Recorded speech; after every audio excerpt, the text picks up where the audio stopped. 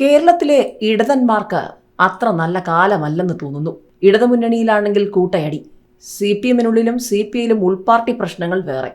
കുണ്ടറ CPI-യിലാണെങ്കിൽ വൻ പൊട്ടിത്തെറി, രാജിവെച്ച നേതാക്കൾ ഉൾപ്പെടെ 325 പേർ CPM-ലേക്ക് മാറി. CPI പുറത്താക്കിയ മീനാങ്കൽ കുമാറും 100ഓളം സഹപ്രവർത്തകരും കോൺഗ്രസിൽ ചേർന്നു, സ്വീകരിച്ച് KPCC അധ്യക്ഷൻ. അവിടെ കൊണ്ട് തീർന്നില്ല. PM ശ്രീയിൽ ഇടഞ്ഞു നിൽക്കുന്ന ഇടതുമുന്നണിയിലെ CPI-യെ രണ്ട് കൈ നീട്ടി സ്വാഗതം ചെയ്തിരിക്കുകയാണ് UDF. CPI ഇനി എങ്ങോട്ടെന്നുള്ളത് മറുചോദ്യം. അങ്ങനെ നിരവധി ചോദ്യങ്ങളാണ് കേരളത്തിലെ ഇടതുമുന്നണിക്ക് മുന്നിലുള്ളത്.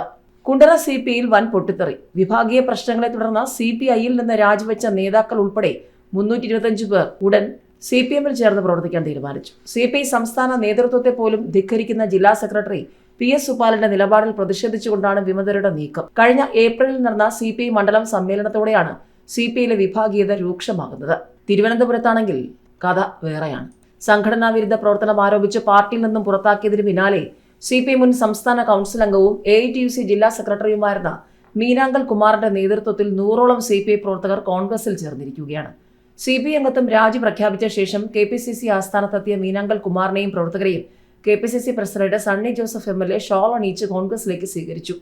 CPI രാഷ്ട്രീയപരമായി LDF-ൽ കൂടുതൽ ഒറ്റപ്പെടുന്ന സംഭവങ്ങളാണ് ഇപ്പോൾ പുറത്തു വരുന്നതെന്നും വരും ദിവസങ്ങളിൽ കൂടുതൽ പേർ സംസ്ഥാനത്തിന്റെ വിവിധ ഭാഗങ്ങളിൽ നിന്നും CPI വിട്ട് കോൺഗ്രസിൽ ചേരുമെന്നാണ് KPCC-യുടെ കണക്കുകൂട്ടൽ.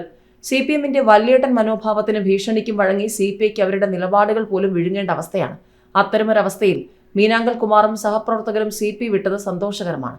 കമ്മ്യൂണിസ്റ്റ് രാഷ്ട്രീയം അവസാനിപ്പിച്ചു വരുന്ന മുഴുവൻ നേതാക്കളെയും പ്രവർത്തകരെയും കോൺഗ്രസ് സ്വീകരിക്കുമെന്നും സണ്ണി ജോസഫ് പറഞ്ഞു.